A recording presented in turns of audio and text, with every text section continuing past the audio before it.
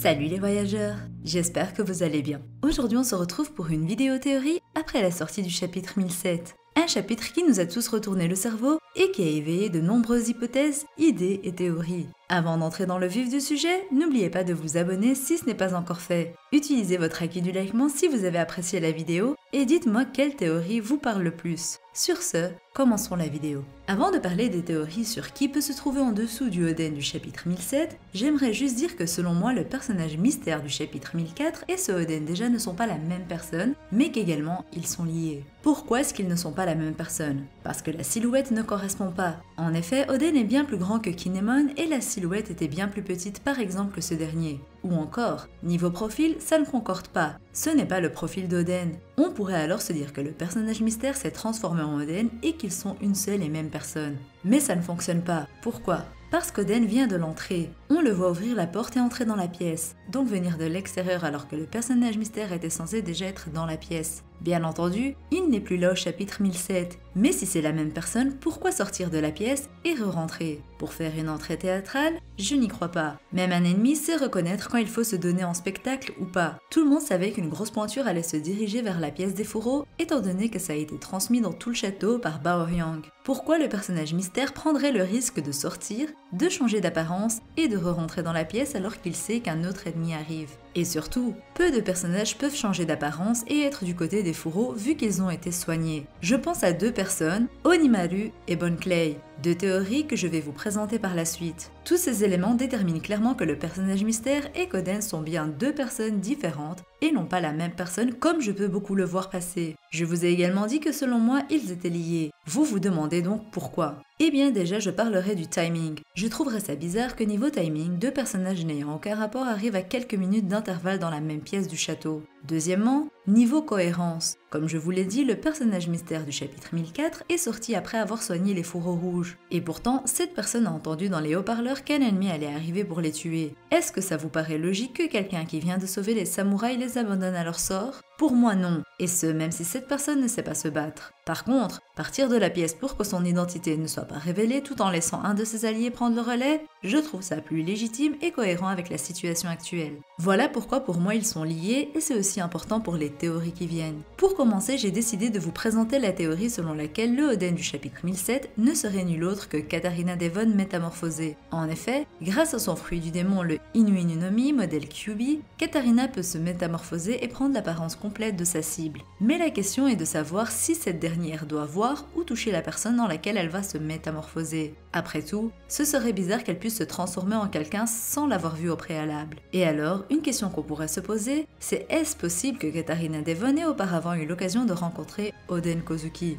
Probablement pas, pour la simple et bonne raison que niveau âge, ça n'a pas l'air de concorder. En effet, Katarina a 36 ans et Oden est retourné à Wano Kuni il y a 25 ans. C'est-à-dire qu'Oden a navigué sur les mers quand Devon avait entre 6 et 11 ans. Vu qu'Oden a navigué 5 ans sur les mers, il est alors peu probable que Devon ait pu rencontrer Oden à un si jeune âge. Après, on ne sait pas grand-chose de son fruit et on ne connaît pas son fonctionnement. J'aime l'idée que le fruit de Devon se penche plus sur un fonctionnement d'illusion plutôt qu'une transformation à proprement parler, comme c'est le cas de Bon Clay dont on va parler plus tard. En effet, le renard est un animal rusé, malin et manipulateur. La métamorphose pourrait donc être une sorte d'illusion. Si c'est le cas, Katarina n'a pas forcément besoin d'avoir vu en vrai Oden, mais juste d'avoir des caractéristiques physiques qu'elle aurait pu apprendre de différentes sources, comme un ancien Wanted d'Oden par exemple. Quand bien même ce serait le cas, il semble normal de se demander ce que Devon gagne à faire ça. Si en plus du fait que je trouve que ce soit trop tôt pour l'équipage de Barbe Noire de venir, je trouve ça aussi bizarre que Devon aille auprès des fourreaux. Surtout que comme je vous l'ai dit dans la review du chapitre 1007, selon moi le personnage mystère du chapitre 1004 qui a soigné les fourreaux et ce Oden sont liés. Si c'est bien le cas, pourquoi Devon serait-elle avec quelqu'un qui aurait soigné les fourreaux?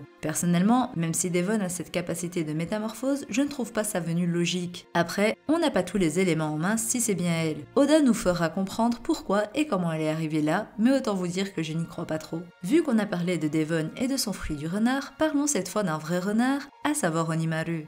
Onimaru est un Koma Kitsune qui était le compagnon de Ushimaru Shimotsuki, le daimyo de Ringo. Il est aussi appelé Gyukimaru lorsqu'il prend forme humaine. Il s'est associé à Kawamatsu pour collecter des armes pour la guerre actuelle. Même après l'arrestation de Kawamatsu, Onimaru a changé de forme et a pris forme humaine Gyukimaru pour continuer de collecter des sabres. On sait que Onimaru est plus intelligent que n'importe quel animal. En effet, il connaît l'histoire de Wano Kuni et avait même attaqué Zoro pour récupérer Shusui et remettre ce katana dans la tombe de Ryuma. On ne sait pas comment ça se fait que Onimaru peut passer de renard à humain et il y a peut-être un fruit du démon derrière. Ou tout simplement, il est d'une race de yokai, les kitsune, et ce serait pour cette raison qu'il peut se transformer. Mais Onimaru ne peut-il se transformer qu'en Gyukimaru ou peut-il prendre d'autres formes humaines? Si c'est le cas, il serait pourquoi pas celui qui a pris l'apparence d'Oden en fin de chapitre. La seule chose qui pose problème, c'est que Gyukimaru n'a jamais parlé et que ce Oden en fin de chapitre parle et exprime des émotions. Est-ce que Onimaru en est capable? En tout cas, si c'est lui, on pourrait imaginer l'idée qu'il a eue derrière la tête en se transformant en Oden. Il voulait montrer une dernière fois la figure de Oden au fourreau, leur montrer pour qui ils se battent et les remotiver. Même s'il faut se dire, ça reste une idée qui peut être à double tranchant car c'est remuer le couteau dans la plaie des fourreaux. D'ailleurs, si vous remarquez bien dans sa forme Gyukimaru, Onimaru a un katana avec le même fourreau que celui que le Oden du chapitre 1007 a. Bon, ce type de fourreau n'est pas unique et peut être retrouvé chez de nombreux personnages, mais je tenais à le souligner. Il serait d'ailleurs venu accompagné de nul autre que Hiyori qu'il connaît aussi. Ce serait cette dernière qui aurait soigné les fourreaux rouges et elle serait le personnage mystère du chapitre 1004. Elle serait peut-être même à la base de la demande de la métamorphose de Onimaru. Ça pourrait aussi concorder avec la réaction de Kawamatsu qui en se levant pensait avoir vu une certaine personne, mais a pensé qu'il avait rêvé car selon lui ce n'était pas possible. Même si ici, je vous l'avoue, cette réaction de la part de Kawamatsu serait plus légitime si c'était Toki à qui il faisait référence, car autant ça pourrait lui paraître bizarre que Hiyori soit venu les aider, autant penser que c'est impossible et que ça ne doit être rien d'autre qu'un rêve, je trouve ça un peu poussé. Même si pour lui, Hiyori est sur Wano Kuni et qu'il ne l'a pas vu depuis quelques jours, ça reste une venue en laquelle il pourrait totalement croire. Alors que s'il avait vu Toki-sama, il est normal qu'il se taise et qu'il croit avoir rêvé vu qu'il la pense clairement morte. Mais à voir, la théorie Hiyori Onimaru paraît totalement plausible pour le moment, même si comme dans toutes les théories de cette vidéo, il y a des failles. Pour la prochaine théorie, on va se pencher sur celle en laquelle les fans croient le plus, du moins j'ai l'impression, c'est le fait que ce Oden soit en réalité la création de Kanjuro, un dessin. Kanjuro serait donc en vie et aurait décidé de donner vie à son ancien maître Oden. Une manière de faire baisser le regard aux samouraïs et de les tuer même si ce ne serait pas logique selon moi. Premièrement, si Kanjuro est vivant, je trouverais ça anormal. En effet, même si son combat contre les fourreaux n'a pas été montré, on a bien vu Kanjuro mort après avoir affronté 9 samouraïs. Si Kanjuro est vivant alors qu'il avait 9 des samouraïs les plus forts de Wano Kuni, ce ne serait pas cohérent. Beaucoup placent alors l'idée du dessin en tant que cadavre. Mais encore une fois, si c'est le cas, ça voudrait dire que les samouraïs sont vraiment 9 idiots finis, pas capables de vérifier si le cadavre du traître est un faux ou un vrai.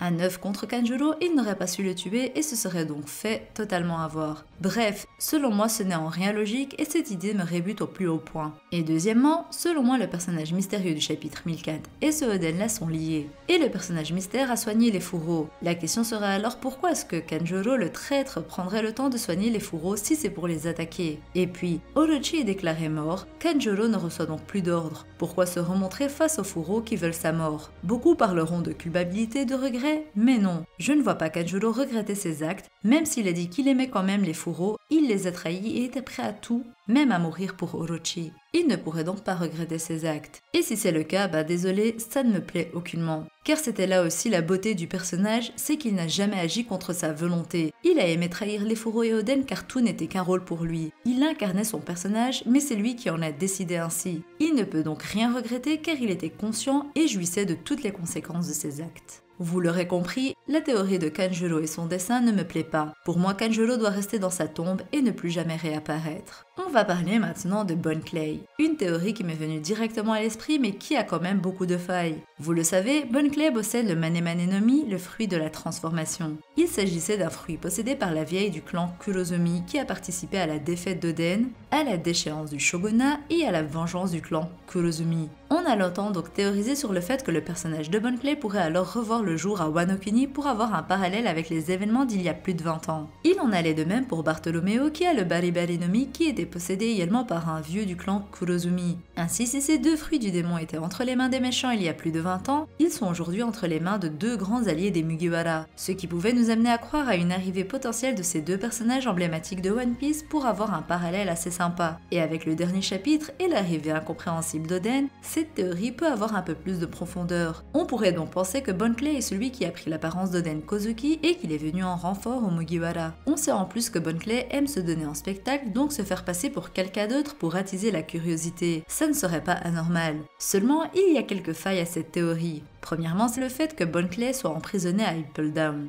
Si une fois il a été possible pour lui de s'évader de cette prison grâce à Luffy, je doute que ce soit possible une deuxième fois. Surtout qu'il en va de la réputation d'Impel Down dans ce cas-ci et aussi de l'exploit qu'avait accompli Luffy. Mais ce n'est pas non plus impossible. Morley avait créé un étage grâce à son fruit du démon, le 5.5, l'étage où se cachaient les prisonniers considérés comme disparus. C'est aussi là où se trouve actuellement Bon Clay. Et ce que beaucoup oublient, c'est que Morley s'était justement échappé d'Impel Down grâce à un tunnel qu'il avait créé grâce à ses capacités. Seulement son évasion n'est pas la seule faille de la théorie. En effet, le fait est que pour se transformer en quelqu'un, Bon Clay doit avoir touché cette personne de sa main gauche et c'est impossible qu'il ait touché Oden de la main gauche pour la simple et bonne raison que son fruit, il n'a pu l'avoir qu'après la mort d'Oden Kozuki. Par contre, on peut se demander si le fruit du démon n'aurait pas une sorte de sauvegarde car Bon Clay sauvegarde les apparences des gens qu'il touche, mais est-ce possible qu'il ait aussi dans ses sauvegardes les apparences prises par ses prédécesseurs? Même si ça n'a pas l'air très possible, si c'est le cas ça pourrait expliquer pourquoi Bon Clay aurait pu prendre l'apparence d'Oden Kozuki étant donné que la vieille Kurozumi avait sauvegardé son apparence et avait même pris la place d'Oden à un moment. Je vais rapidement parler de la théorie que je vois passer selon laquelle les fourreaux seraient entre la vie et la mort et seraient donc en train de voir Oden les accueillir d'une certaine manière dans l'au-delà. Selon moi, ce n'est pas très possible. Même si l'idée est intéressante, je ne comprends pas alors le but de nous montrer que les fourreaux ont été soignés avec des bandages partout. Ça a vraiment l'air de correspondre à la réalité plutôt qu'à une sorte d'hallucination collective. Par contre, une idée que j'ai alors relevée de celle-ci, c'est le fait que ce soit une capacité de Brook. Si vous n'avez pas vu ma vidéo le concernant, je vous laisse aller la voir pour mieux comprendre. Mais j'avais expliqué que grâce à l'éveil de son fruit de la résurrection, Brook pourrait pourquoi pas amener les esprits des défunts, et ce serait alors l'esprit d'Oden qui est venu les voir une dernière fois et prêter main forte un certain temps, comme fonctionne un peu le fruit de Moria qui crée des zombies grâce à ses ombres. Brook pourrait appeler les âmes, les esprits des défunts, leurs fantômes si vous préférez, et leur donner une enveloppe corporelle temporaire. Pour en savoir plus, je vous redirige vers ma vidéo sur Brook où j'exploite plus la théorie. Voilà, c'est sur ces mots que s'achève cette vidéo qui j'espère vous aura plu. Abonnez-vous si ce n'est pas encore fait et surtout likez la vidéo et activez la cloche pour ne rien manquer des futures vidéos. Dites-moi ce que vous avez pensé de toutes ces théories et rejoignez-moi aussi sur Instagram. J'aime échanger avec vous et demander vos avis. Sur ce, je vous dis à la prochaine et d'ici là, portez-vous bien. Bisous!